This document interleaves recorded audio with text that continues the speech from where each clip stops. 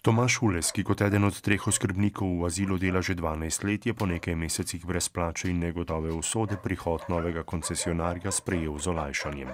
Kar se tiče organizacije, mislim, da bo zdaj krepko boljše, da bomo lahko zaživeli, pravzaprav da bo vse plače redne.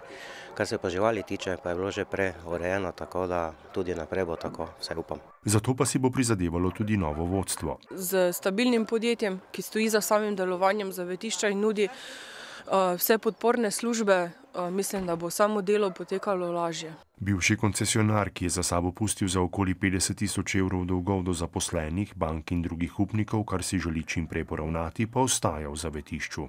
Nam v društvu je vedno bilo v interesu, da je dobro poskrbljeno za živali in upam, da tudi novi koncesionar bo dobro in kvalitetno skrbel za živali.